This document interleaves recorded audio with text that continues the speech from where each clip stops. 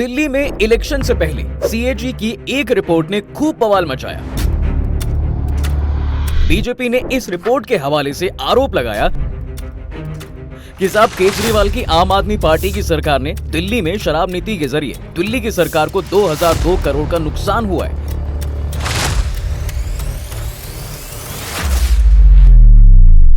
इस शराब नीति के केस में केजरीवाल को जेल भी जाना पड़ा और फिर जब इलेक्शन हुए तो केजरीवाल ने स्टेज से खड़े होकर कहा कि अगर मैं नहीं जीता तो ये लोग मुझे दोबारा जेल भेज देंगे।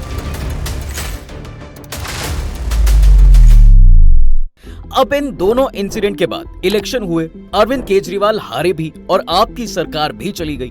दिल्ली में पावर आई बीजेपी और इसी के बाद बात शुरू होती है कि अब अरविंद केजरीवाल का क्या होगा। सरकार बनने के बाद दिल्ली विधानसभा का सेशन शुरू हुआ तो दूसरे ही दिन यानी 25 फरवरी को दिल्ली के सीएम रेखा गुप्ता ने शराब नीति पर सीएजी की रिपोर्ट पेश की। एलजी वीके सक्सेना ने कहा कि पिछली सरकार ने रिपोर्ट को रोककर संविधान का खुलेआम उल्लंघन किया। इस रिपोर्ट में कहा गया कि नई शराब नीति से दिल्ली सरकार को 2002 करोड़ रुपए का घाटा हुआ। अब ऐसे में सवाल आता है कि ये सीएजी की रिपोर्ट वाला बवाल है क्या? इससे केजरीवाल का क्या होगा? आपको कितना नुकसान और बीजेपी को कितना फायदा होगा इससे? तो शुरू करते हैं सीएजी की रिपोर्ट से।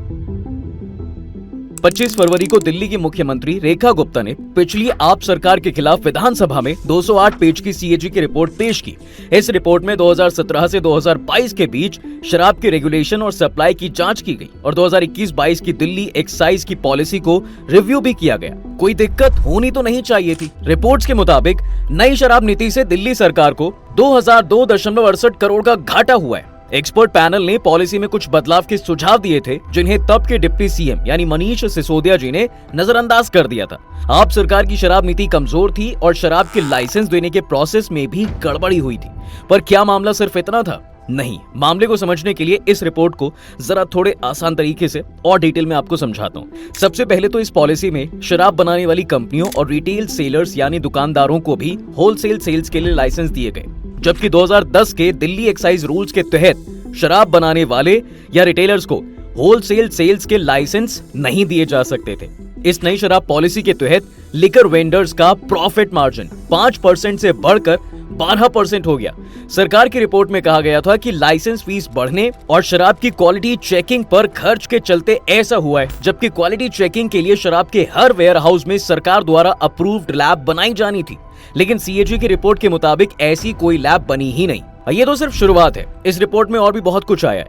अब तक के नियम के मुताबिक साहब पिछले 3 सालों में 150 करोड़ रुपए सालाना के हिसाब से टर्नओवर करने वाले शराब दुकानदारों को ही लाइसेंस दिया जाना चाहिए था, लेकिन पिछले 3 साल में बहुत कम या जीरो कमाई करने वालों को भी लाइसेंस दे दिए गए। इसलिए आरोप शुरू हुए कि लाइसेंस बेचे गए हैं, क्योंकि नियम के हिसाब से नहीं बल्कि कीमत के हिसाब से लाइसेंस दिए गए थे।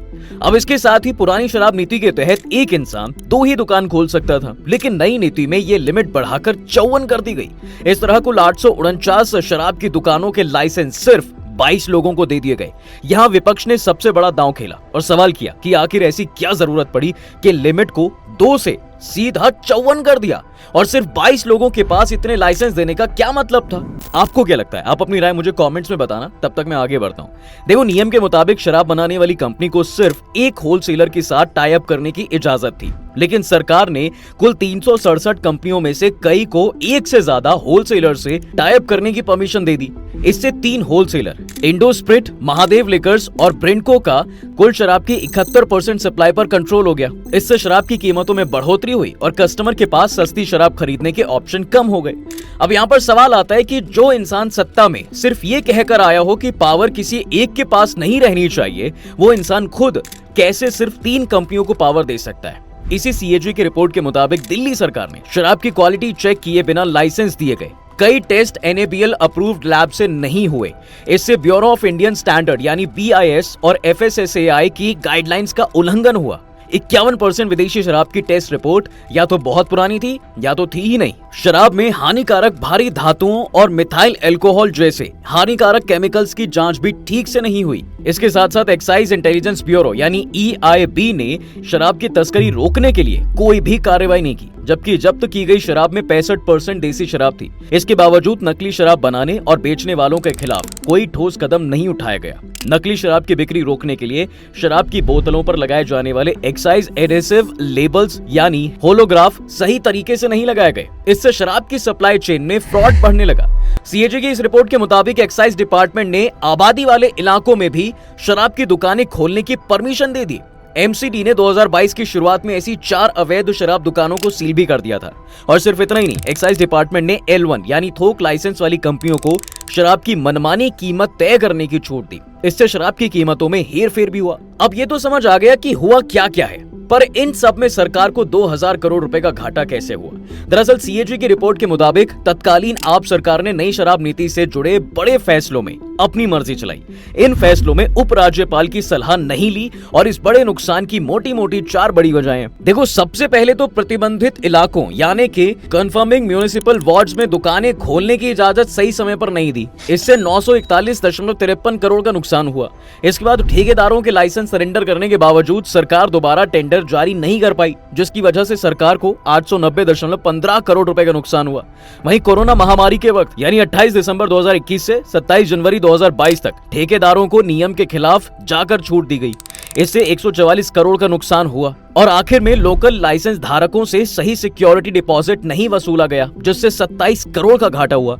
अब वैसे तो केजरीवाल के लिए मुसीबत खड़ी करने के लिए ये एक रिपोर्ट ही काफी है, लेकिन दोस्त अब अरविंद केजरीवाल की आप सरकार के खिलाफ और भी सीएजी रिपोर्ट्स आना बाकी हैं। जी हां, नई शराब नीति के अलावा तत्कालीन आप सरकार के खिलाफ 13 और भी सीएजी रिपोर्ट्स आना बाकी हैं, जिसमें 2020 से 21 की स्टेट फाइनेंस ऑडिट रिपोर्ट, 2020-21 की revenue, economic, social general sector और पीएसयू रिपोर्ट, 2020-21 की audit report on performance of vehicular air pollution control and peace in Delhi, performance audit report of children in need of care and protection 2020-21, 2021-22 की state finance audit report, 2021-22 की finance account report, 2021-22 की ही appropriation accounts report, 2022-23 की finance accounts report, 2022-23 की state finance audit report, 2022-23 की appropriation accounts report. तो अब आप सोचो कि जब एक रिपोर्ट ही इतने सारे सवाल खड़े कर रही है, तो अगर ये सारी रिपोर्ट्स में कुछ और सवाल आए तो आपकी जनता में इमेज क्या होगी, ये तो शायद मुझे बताने की भी जरूरत नहीं है। एक्सपर्ट्स का मानना है कि आप पार्टी की कोई भी अपनी विचारधारा नहीं है, वो दिल्ली की जनता को काम करके दिखाने का वादा करके सत्ता में आई थी। अब आपकी हार के बाद बीजेपी अपनी जीत को पूरी तरह स्थापित करना चाहती है। अभी भी आपके पास दिल्ली में 42% वोट है। बीजेपी जानती है कि आपसे ही उसकी टक्कर है, इसलिए बीजेपी उसे पूरी तरह खत्म करना चाहती है। अप्रैल के पहले हफ्ते में दिल्ली में मेयर का चुनाव है। इससे पहले ही आपके कई पार्षद बीजेपी ज्वाइन करेंगे। पंजाब में भी बहुत कुछ होने लगा है। भगवंत मान को घेरा जा रहा है। हो सकता है कि इस सीएजी रिपोर्ट के आने के बाद आपके कुछ लोग फिर से जेल भेज दिए जाएं और उन कुछ लोगों में अरविंद केजरीवाल का नाम भी हो सकता है। ऐसा इसलिए क्योंकि जब केजरीवाल का मामला दिल्ली हाई कोर्ट में गया था, तब जजों ने रिपोर्ट पेश करने में फेल होने पर केजरीवाल सरकार को लताड़ा था। लेकिन अब सीएजी रिपोर्ट के आधार पर दिल्ली के उपराज्यपाल और केंद्रीय गृह मंत्रालय केजरीवाल सरकार की सो कॉल्ड गड़बड़ियों की जांच एंटी करप्शन ब्रांच या फिर सीबीआई से कराने के लिए ऑर्डर जारी कर सकते हैं। जांच के दौरान केजरीवाल और उनकी सरकार के मंत्रियों और अफसरों के बयान भी दर्ज होंगे। शराब घोटाले के मामले में केजरीवाल और जिनकी गिरफ्तारी पहले ही हो चुकी है, उन्हें अब सीएजी रिपोर्ट के बेस पर दोबारा गिरफ्तार करना कानूनन उचित नहीं है। लेकिन सीएजी रिपोर्ट में दर्ज सबूतों के बेस पर मामले में आरोपियों को सजा मिलने के चांसेस बढ़ सकते हैं। पर क्या ऐसा सच में हो सकता है कि एक सीएजी की रिपोर्ट एक एक्स सीएम को जेल में डलवा सकती है? देखो साहब, संविधान में सरकारी खर्च का लेखा जोखा और उसकी निगरानी के लिए एक सरकारी एजेंसी बनाने का प्रावधान है।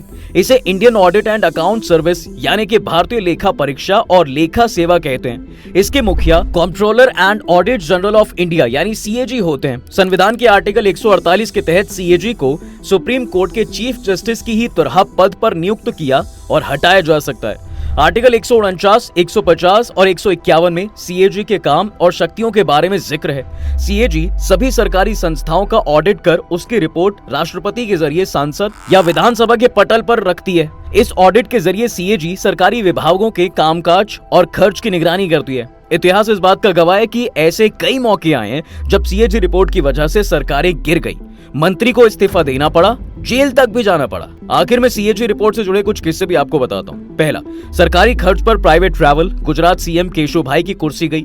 सितंबर 2001 में गुजरात को लेकर आई सीएजी की एक रिपोर्ट में कहा गया कि गुजरात के तत्कालीन सीएम केशुभाई पटेल बेवजह ब्रिटेन, अमेरिका, नीदरलैंड्स और बेल्जियम गए।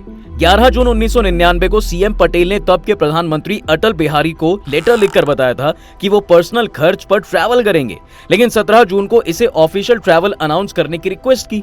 इस रिपोर्ट के बाद केशुभाई पटेल की मीडिया टीम ने सीएजी के खिलाफ ही एक एड निकलवा दिया था कि सीएम इन्वेस्टमेंट लेने गए थे, लेकिन सीएजी ने लोगों को गुमराह किया है। एक साल बाद गुजरात में विधानसभा चुनाव था। आनंद फानन में बीजेपी के नेताओं की बैठक हुई, जिसमें केशुभाई पटेल को हटाने पर सहमति बनी। 6 अक्टूबर 2001 को सीएम पटेल के इस्तीफा देने के बाद नरेंद्र मोदी पहली बार गुजरात के सीएम बने। दूसरा, 2G स्पेक्ट्रम मामले में केंद्रीय मंत्री ए राजा जेल गए। 2010 में सीएजी ने टेलीकॉम कंपनियों को 2G स्पेक्ट्रम के आवंटन को लेकर रिपोर्ट पेश की। इसमें कहा गया कि भाई कंपनियों को नीलामी के बजाय पहले आओ पहले पाओ की नीति के तहत स्पेक्ट्रम दे दिया गया, जिससे सरकार को 1.76 लाख करोड़ का नुकसान हुआ। नवंबर 2010 में टेलीकॉम मंत्री ए राजा को इस्तीफा देना पड़ा और फरवरी 2011 में उन्हें सीबीआई ने गिरफ्तार करके जेल भेज दिया। ए राजा को करीब 15 महीने बाद जमानत मिली। 2012 में सुप्रीम कोर्ट ने उनके कार्यकाल में दिए गए सभी टेलीकॉम लाइसेंस रद्द कर दिए। हालांकि दिसंबर 2017 में पटियाला हाउस कोर्ट ने इस कथित घोटाले के मामले में ए राजा समेत सभी आरोपियों को सबूतों के अभाव में बरी भी कर दिया था। अब कुछ लोगों का मानना है कि अरविंद केजरीवाल का हाल भी कुछ ऐसा ही हो सकता है। तीसरा, केजरीवाल ने शीला दीक्षित पर भ्रष्टाचार के आरोप लगाए। अरविंद केजरीवाल ने शीला दीक्षित की कांग्रेस सरकार के खिलाफ सबसे बड़ा मुद्दा भ्रष्टाचार को बनाया था। 2010 में हुए कॉमनवेल्थ गेम्स में कथित भ्रष्टाचार को लेकर केजरीवाल ने सीएजी रिपोर्ट का हवाला देते हुए दावा किया कि रिपोर्ट में 90 करोड़ रुपए के स्ट्रीट लाइटिंग प्रोजेक्ट की गड़बड़ी हुई। सीएम बनने के बाद केजरीवाल ने दिल्ली की एंटी करप्शन ब्रांच को शीला दीक्षित के खिलाफ एफआईआर दर्ज करने का निर्देश दिया। 2013 से 2015 के बीच हुए दिल्ली के दोनों विधानसभा चुनावों के दौरान उन्होंने सीएजी रिपोर्ट को 370 पन्नों का सबूत बताया और कहा कि यह शीला सरकार की नाकामियों और भ्रष्टाचार को उजागर करती है। बाकी अब देखना होगा ये कि सीएजी की रिपोर्ट केजरीवाल के लिए कितनी मुसीबत लेकर आती है। आपको क्या लगता है? आप अपनी राय मुझे कमेंट्स में जरूर बताइएगा। वीडियो अगर आपको पसंद आई हो तो इसे लाइक और शेयर जरूर करें और जाते जाते चैनल को सब्सक्राइब करते हुए जरूर जाएं।